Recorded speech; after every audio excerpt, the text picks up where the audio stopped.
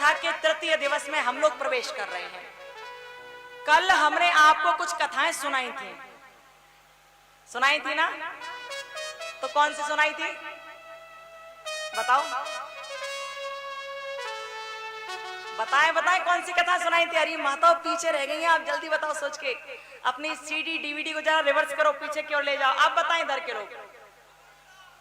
Very good, क्या बात है, आज तो नाम कमा लिया आपने।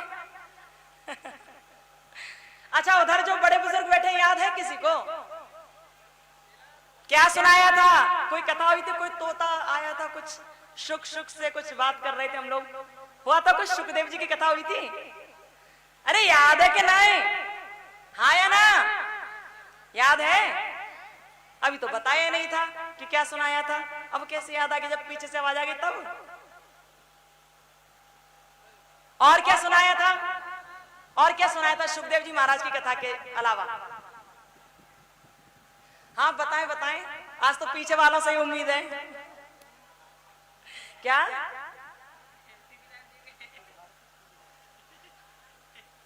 थोड़ा तेज बोलिए, अरे ताली बजेंगे आपके नाम की। कुल मिलाकर ये बात है कि आज कम से कम पीछे वालों को याद है और आगे वालों को सबका डिब्बा गोल है। बोलो राधे राधे। भैया डिब्बा गोल नहीं करना, जिन्होंने बताया उनके नाम की एक ताली बजाओ, क्योंकि कम से कम उन्हें तो पता है, उन्हें तो याद है। देखो, कथा सुनने का मतलब ये नहीं है आप सुनो और निकाल के और निकल लो। फिर यहाँ से आपने सुनी, यहाँ से निकाल दी, फिर आप निकल गए अपने घर के लिए। क्या मतलब है भाई? ऐसा नहीं होना चाहिए। आपको ना ध्यान से कथा को सुनना है, क्योंकि हर दिन एक से एक अच्छी कथा आती है। और कथा में पता नहीं ऐसी कौन सी बात, ऐसा कौन सा शब्द, ऐसा कौन सा अक्षर किस वक्त आ जाए जो हमारी जिंदगी को सुंदर बना दे, कोई नहीं जानता। इसलिए प्यारे, जब तक कथा चले तब तक ध्यान रखो। परिवार में जो आप लोग घूमते फिरते रहते हो ना, परिवार में यहाँ बैठकर भी परिवार में मन लगा रहता है, तो उस मन को जरा यहीं लेकर आओ। परिवार में मत दौड़ाओ। परिवार, जब तक आप जीवन है आपका, जब तक आपकी जिंदगी, परिवार आपके साथ रहेगा। हर वक्त आप उनसे मिल सकते हो, लेकिन ये कथाएं रोज रोज नहीं होती हैं। छठे चौमासे साल भर में एक आध बार होती हैं, और जब हो जाएं तो ये 7 दिन की कथा, यानी कि 28 घंटे ऐसे होते हैं आपके जिंदगी में जो आपके 28 जन्मों को सुधार देते हैं। ये 28 घंटे, लेकिन सुधारेंगे तभी जब आप ध्यान से कथा को सुनेंगे। यदि आपने कथा सुनकर सिर के ऊपर से निकाल दी तो कोई मतलब नहीं फिर कथा सुनने का। फिर कथा नहीं, वो व्यथा बन जाती है। फिर तो टाइम पास है केवल, कि टाइम पास करो, 4 घंटे कटे और निकलने फिर हम घर में। फिर तो ये है, यदि कथा को टाइम पास समझकर सुन रहे हो तो बेकार है सुनना, फिर तो केवल भीड़ बढ़ा रहे हैं। हर चीज में टाइम पास कर लो, हर चीज में फॉर्मेलिटी पूरी कर दो, लेकिन जब बात आए भगवान के नाम की, जब बात आए परमार्थ की, तो इसमें इन चीजों से रुक जाओ। ये फॉर्मेलिटी करने से अलग हो जाओ, टाइम पास करने से दूर हो जाओ। यहाँ तो आपको मन वचन कर्म लगाना है, यहाँ तो आपको तन मन धन लगाना है। क्योंकि प्यारे, इस तन मन धन का एक ना एक दिन नाश होना तय है। तो जब हम जानते हैं कि नाश होना तय है, तो फिर हम लोग अपने तन मन धन को, अपने जीवन को क्यों नहीं परमार्थ में, क्यों नहीं भगवान के नाम में लगा देते? क्योंकि यहाँ लगाएंगे तो हमें सुंदर जन्म भी मिलेगा, सुंदर जीवन भी जीने के लिए मिलेगा, और सुंदर भोग भी मिलेगा। इसलिए प्यारे, निवेदन है सभी से कि कथा को कथा की तरह सुने, अपने मन को कहीं और जाने न दें। निवेदन है सभी से। बोलो राधे राधे। तो आज हम सभी श्री भागवत जी की कथा के तृतीय दिवस में प्रवेश कर रहे हैं। आज की कथाएं बहुत प्यारी प्यारी कथाएं हैं। कल हमने आपको बताया कि भागवत जी के जो 2 मुख्य पात्र हैं, एक ने कथा को सुनाया और दूसरे ने कथा को सुना। जिन्होंने कथा को सुनाया वो हैं श्री सुखदेव जी महाराज। बोलिए श्री सुखदेव जी महाराज की जय हो। और जिन्होंने कथा को सुना वो हैं परीक्षित महाराज। दो मुख्य पात्र हैं ये।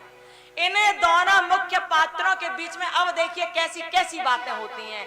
परीक्षित को इतना डर है कि मुझे 7 दिन में तक्षक डस लेगा, बहुत डर है, क्योंकि श्रृंगी ऋषि ने श्राप दे दिया है कि मुझे तक्षक डस लेगा। श्रृंगी ने श्राप दिया है। अब देखिए एक बात, श्राप दिया किसने दिया? एक ब्राह्मण ने दिया।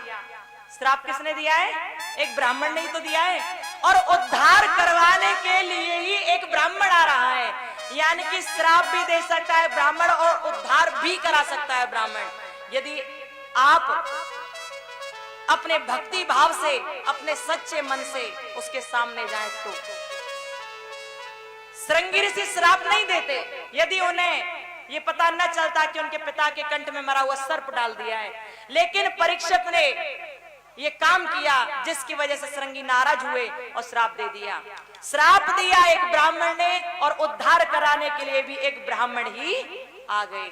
सुखदेव जी भगवान आ गए। प्यारे,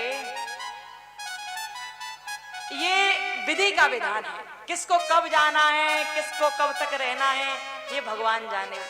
लेकिन हम सभी को ये चाहिए कि हम लोग अपने हर क्षण को अंतिम मानकर ही भगवान का ध्यान करते रहें। परीक्षित राज जब तक महलों में रहते थे तब तक वो राजा कहलाते थे, लेकिन जब से परीक्षित राज जंगल में आ गए, शुक्रताल में आ गए और वहां सुखदेव जी भी आ गए, तभी सुखदेव जी भगवान ने परीक्षित राज को अब महाराज परीक्षित नहीं कहा, राजा परीक्षित नहीं कहा, उन्होंने कहा राज ऋषि परीक्षित। अब वो राजा भी और ऋषि भी हो गए, राज ऋषि परीक्षित हो गए। सुखदेव जी आए, सुखदेव जी के चरणों की वंदना सभी ऋषि गणों ने की, उनके सामने नतमस्तक हो गए। पाराशर ऋषि भी उनके सामने प्रणाम करने लगे। परीक्षित राज समझ गए कि ये तो बहुत बड़े विद्वानी संत हैं जो मेरा उद्धार करवाने के लिए आए हैं। लेकिन फिर भी परीक्षित राज ने पाराशर ऋषि से पूछ लिया, प्रभु एक बात बताएं, ये जो सुखदेव है ना, ये तो आपके पुत्र के भी पुत्र हैं, यानी कि आपके पुत्र हैं व्यास जी महाराज और ये व्यास जी महाराज के भी पुत्र हैं, तो आपने अपने नाती के सामने, अपने पौत्र के सामने प्रणाम क्यों किया? ये सुनकर पाराशर ऋषि मुस्कुराने लगे और मुस्कुरा कर बोले, राज ऋषि परीक्षित, ये सुखदेव साधारण नहीं है। मैंने तुम्हें सारी बात बता दी थी कि सुखदेव कैसे हुए। ये परम भागवत संत है, परम वैरागी संत हैं। और फिर तुम्हें बताऊं प्रणाम क्यों किया? क्योंकि हम लोग ब्राह्मण हैं और ब्राह्मण के यहाँ उम्र देखकर छोटा या बड़ा नहीं माना जाता किसी को। हम लोग ब्राह्मण हैं, ब्राह्मणों में छोटा या बड़ा किसी को उम्र के अनुसार नहीं माना जाता। ब्राह्मणों में बड़ा तो उसे बताया जाता है जो ज्ञान में बड़ा हो, जो वेद पाठों का अध्ययन करता हो, जो कथा भागवत करता हो, जो प्रभु का भजन कीर्तन करता हो। क्योंकि ब्राह्मणों का मुख्य कार्य यही तो है, वेद शास्त्रों का अध्ययन करना, अनेक प्रकार के मंत्रोच्चारण करना, यज्ञ इत्यादि करना, यही तो काम है। जो भी कोई ब्राह्मण बालक ऐसे कार्य करता है तो हमारे यहाँ उसी ब्राह्मण को बड़ा मान लिया जाता है। 4 वर्ण होते हैं ना, ब्राह्मण, क्षत्रिय, वैश्य और शूद्र। चारों में अलग अलग तरह के लोगों को बड़ा माना जाता है, चारों में अलग अलग।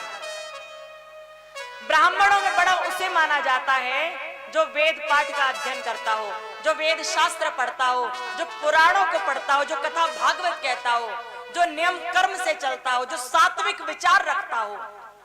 ब्राह्मणों में बड़ा उसे ही माना जाता है, चाहे वो कितना भी छोटा बालक क्यों ना हो, उसी के पैर पूजे जाते हैं। क्षत्रियों में बड़ा उसे माना जाता है जो सच्चा सूरवीर होता है, लड़ने से डरता नहीं है, निर्बल की हमेशा सहायता करता है। यदि किसी को आवश्यकता उसकी सहायता की तो वह झट से खड़ा हो जाता है सामने की, चिंता मत करो मैं हूं। क्षत्रियों में बड़ा उसे ही माना जाता है, सूरवीर हो जो, वही सूरवीर है, वही सच्चा है और वही बड़ा माना जाएगा, चाहे वो छोटा बालक क्यों ना हो। वैश्यों में बड़ा उसे माना जाता है जो बहुत पैसे वाला होता है, जिसके पास बहुत सारा पैसा, वही बनिया सबसे बड़ा माना जाएगा। देखा है ना आपने, लक्ष्मी तो बनियों के पास ज्यादा मिलती है। और एक छोटा सा बालक भी यदि पैसे वाला हो जाए तो उसे कहते हैं भैया बड़ा आदमी है, सेठ आदमी है, सेठ है। तो वैश्यों में बड़ा उसे मानते हैं जिसके पास बहुत सारी धन दौलत होती है, और शूद्रों में बड़ा उसे मानते हैं जो उम्र में बड़ा होता है, जो आयु में बड़ा होता है। वर्णों के अनुसार बड़ा और छोटा भी बांट दिया गया। प्यारे, पाराशर ऋषि ने परीक्षित महाराज से यही कहा कि सुखदेव हैं, तुम्हारे भाग्य धन्य हो गए जो तुम्हारा उद्धार करने के लिए सुखदेव यहाँ आ गए। अब चरण पकड़ लो इनके, वंदना कर लो इनकी, यही तुम्हारे उद्धार का मार्ग प्रशस्त करेंगे। पकड़ लो चरण। और ये बात सुनकर परीक्षित राज ने झट से सुखदेव जी के चरणों को पकड़ लिया। भगवान, अब मेरी बात सुन लीजिए। सुखदेव जी महाराज वहीं बैठ गए और बैठकर बोले, राज ऋषि परीक्षित, क्या बात है, क्यों परेशान नजर आते हो परीक्षित, क्या हुआ? अब राज ऋषि परीक्षित ने हाथ जोड़कर कहा, भगवान आप तो हर बात जानते हो कि मुझे श्राप दे दिया गया है कि 7 दिन के भीतर तक्षक मुझे डस लेगा, 7वें दिन तक्षक मुझे डस लेगा। पता नहीं मेरा क्या होगा प्रभु, मुझे बहुत डर लग रहा है, मुझे बहुत डर लग रहा है। जैसे ये कहा तो इस बात को सुनकर सुखदेव जी महाराज मुस्कुराने लगे और मुस्कुरा कर बोले, अरे राज ऋषि, तुम्हारे भीतर जो डर है ना, वो व्यर्थ का डर है, वो बेकार का डर है, डरना नहीं चाहिए। राज ऋषि परीक्षित, तुम्हें डरना नहीं चाहिए। मैं तुम्हें ऐसी कथा सुनाऊंगा जिससे तुम्हारा डर, तुम्हारा मोह, तुम्हारी परेशानी सब बहुत दूर हो जाएगी। तुम परेशान मत हो। लेकिन परीक्षित को डर है भी, भगवान कैसे होगी ये सब कलेश दूर, कैसे ये भय दूर होगा? परीक्षित की आंखों में आंसू हैं। सुखदेव जी के चरणों को पकड़ के बैठे परीक्षित। राज ऋषि परीक्षित ऐसे राजा थे जिन्होंने कभी किसी के लिए बुरा नहीं किया था, हमेशा सबके लिए अच्छा ही कार्य करते रहे। इतने महान धर्मात्मा राजा थे वो, जिन्होंने पृथ्वी के समस्त राजाओं को जीत लिया था। लेकिन देखिए, एक ब्राह्मण का श्राप ऐसा लगा कि आज परीक्षित घबरा रहे हैं, परेशान हैं। प्यारे, हम अक्सर कहते हैं कि जब आप कथा सुनो तो परीक्षित बनकर सुनो। परीक्षित बनकर कथा सुनोगे ना तो आपको पूरी तरह फल प्राप्त होगा जो परीक्षित को मिला। परीक्षित को मोक्ष प्राप्त हुआ। और यदि आज के समय में भी कोई भी परीक्षित बनकर कथा को सुन लेता है, उसे भी मोक्ष की प्राप्ति होती है, वो भी परमात्मा के धाम में प्रस्थान कर जाता है यदि सच्चे मन से सुनता है तो। लेकिन विडंबना कैसी है प्यारे, आज के मानव की विडंबना कैसी है कि जब कहीं कथा हो और कथा लोगों की बिना मर्जी के बैठ जाए, कोई संत महात्मा या कोई बैठा दे, तो लोगों से कहा जाए कौन परीक्षित बन रहा है, तो लोग 10-10 कदम पीछे हट जाते हैं, जैसे परीक्षित बन के एहसान कर रहे हैं क्या।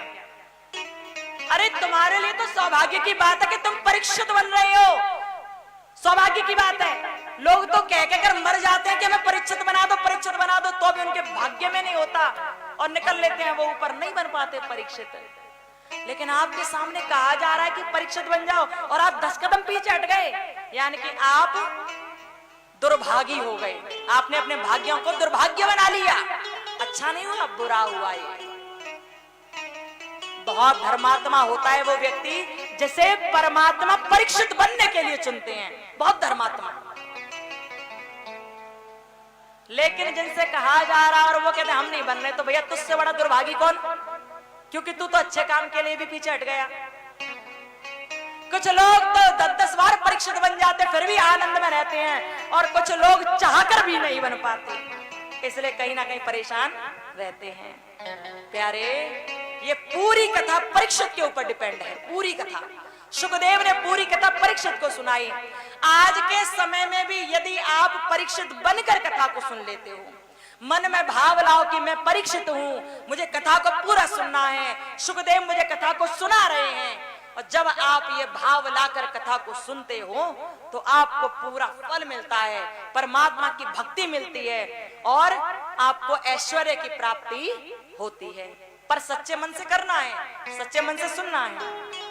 ऐसा नहीं करना कि अरे परीक्षित जो बन गए हैं ना वही अपने आप सुनेंगे, हमें क्या करना। अरे परीक्षित तो सुनेंगे ही सुनेंगे, उन्हें तो धार करवाना है। लेकिन आप लोग जो बैठे हो ना, आप भी मन में परीक्षित जैसा भाव रखो और कथा सुनो। प्यारे, ये कथाएं किसी एक की नहीं होती हैं, दिमाग में इस बात को उतार लेना। यदि आप लोग सोचें कि ये किसी एक पर्सनल व्यक्ति की कथा है, एक इंसान की कथा है, ना, कथाएं कभी इंसान की नहीं, वो भगवान की कथा होती हैं और भगवान सबके होते हैं। और भगवान की कथाओं में जो लोग विरोध करते हैं उनका मटिया मेट हो जाता है, उनका सब राग धाग सब बकवास बेकार हो जाता है। ध्यान रखना, किसी भी बात में अड़चन पैदा करो चल जाएगा, लेकिन परमार्थ में और भगवान के नाम में अड़चन पैदा कर दी, रुकावट पैदा कर दी, समझ लो तुम्हारी गर्त का मार्ग प्रशस्त हो गया, तुम्हारे नाश होने का मार्ग प्रशस्त हो गया। यदि किसी ने भी भगवान के नाम के बीच में या भगवान की कथाओं के बीच में किसी भी तरह का विध्वंस पैदा करना चाहा, कोई भी विकार बनकर आया भगवान की कथाओं के बीच में, समझ लेना चाहिए उस व्यक्ति को कि उसने अपने नाश के मार्ग को प्रशस्त कर लिया है और इस कोई रोकने वाला नहीं है, कोई नहीं रोक सकता है इसे। बोलो राधे राधे। इसलिए सदैव याद रखना, किसी भी बात में रुकावट पैदा करना, लेकिन कथा भागवत में और भगवान के नाम में रुकावट पैदा नहीं करना प्यारे, नहीं करना।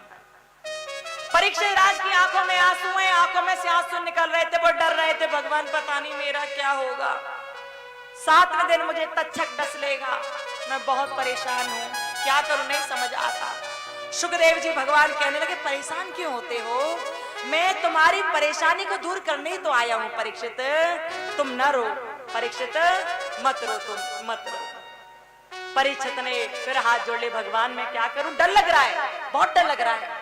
सुखदेव जी महाराज कहने लगे, अच्छा डर लग रहा है, परीक्षित सुनो, मैं तुम्हें कथा को सुनाता हूं, मैं तुमसे वायदा करता हूं, मैं तुमसे कह रहा हूं कि यदि तुमने 7 दिन तक कथा को ध्यान से सुन लिया तो तुम्हें तक्षक नहीं डसेगा, कुछ नहीं बिगाड़ पाएगा तुम्हारा वो तक्षक, मैं तुमसे कह रहा हूं, विश्वास मानना।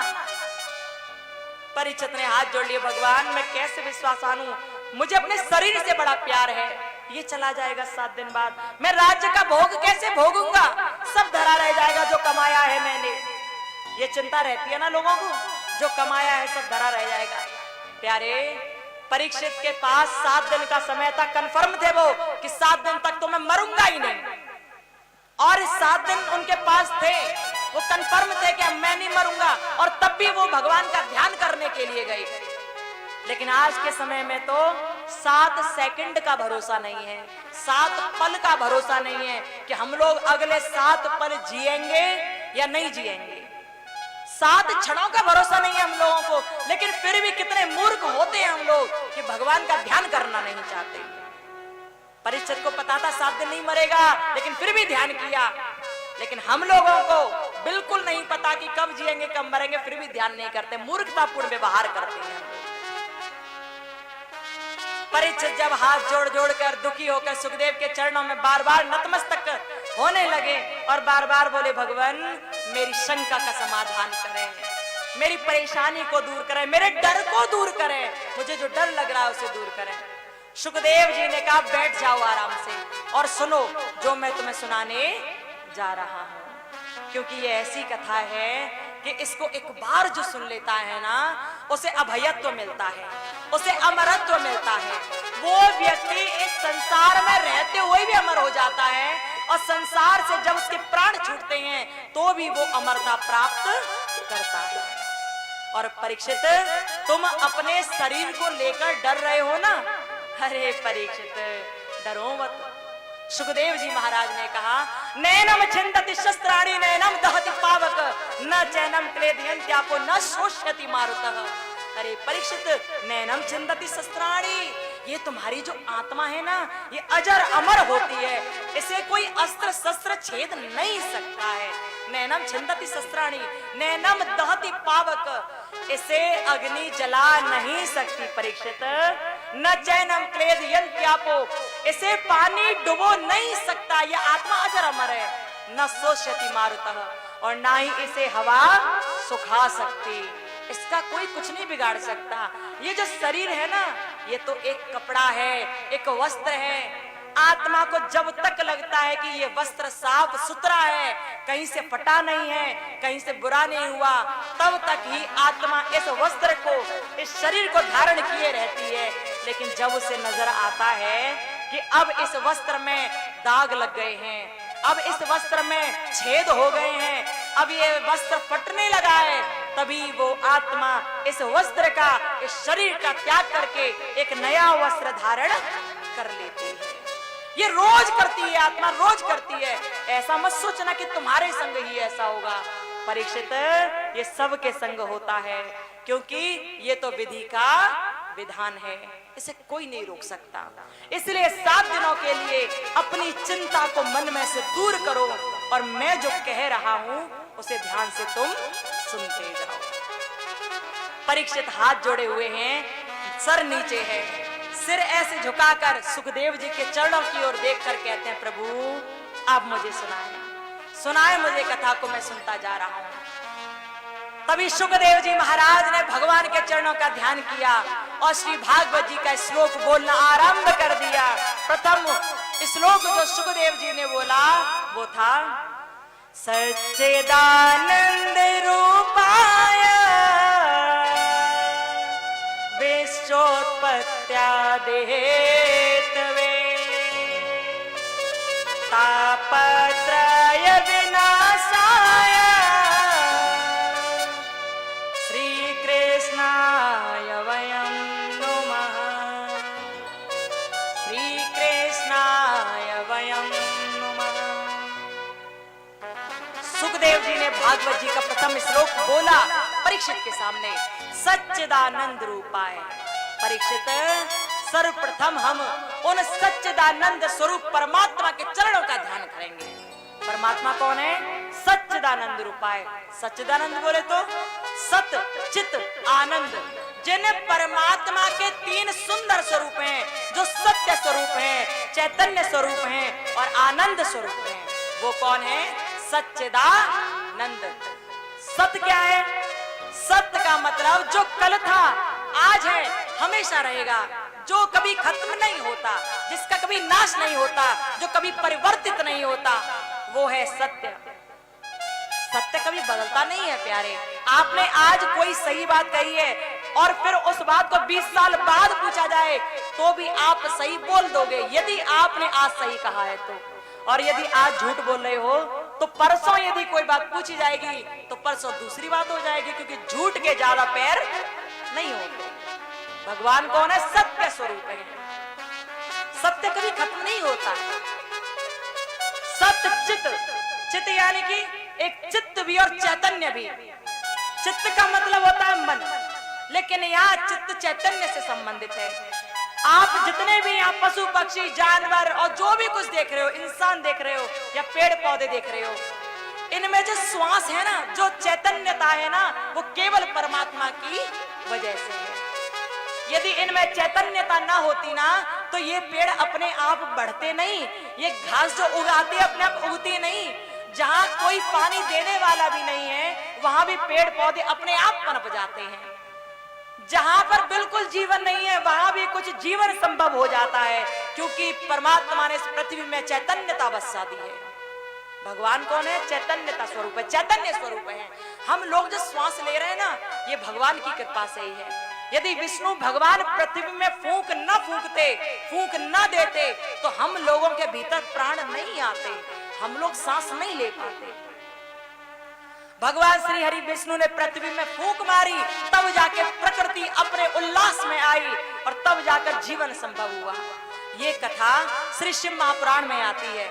यदि कभी शिव महापुराण की कथा आपके क्षेत्र में कभी हुई तो आप उसमें सुन पाएंगे। भगवान कौन? सत्य स्वरूप। भगवान कौन? चैतन्य स्वरूप। सत्य चित आनंद। और भगवान कौन है? वो आनंद के स्वरूप हैं। अब लोग सोचते हैं भगवान भगवान कहते रहते हो, हमें भगवान का अर्थ ही नहीं पता, भगवान कहते कैसे हैं? क्या किसी ने भगवान को देखा है? पूरे दिन भगवान भगवान भगवान राम राम करते रहते हो, क्या आपने कभी राम को देखा है? कुछ लोग पूछ लेते हैं ऐसे आकर, देखा है क्या? भगवान के नाम का अर्थ क्या होता है? कभी विचार किया है? शायद आपको पता ही होगा। हम तो अक्सर कथाओं में बताते भी हैं कि भगवान के नाम का अर्थ क्या है। भागवत जी कहते हैं कि जिनमें 6 प्रकार के भग विद्यमान रहते हैं वो भगवान है। 6 प्रकार के भग कौन से? ज्ञान, वैराग्य, ऐश्वर्य, धन, यश और श्री। ज्ञान, वैराग्य, ऐश्वर्य, धन, यश और श्री। ठीक है, समझ गए? ये 6 भग जिसमें विद्यमान हो, ज्ञान भी हो, वैराग्य भी हो, ऐश्वर्य भी हो, धर्म भी हो, यश भी हो, श्री भी हो, जिनमें ये होंगे, इन सबका जो मालिक होगा वो भगवान है।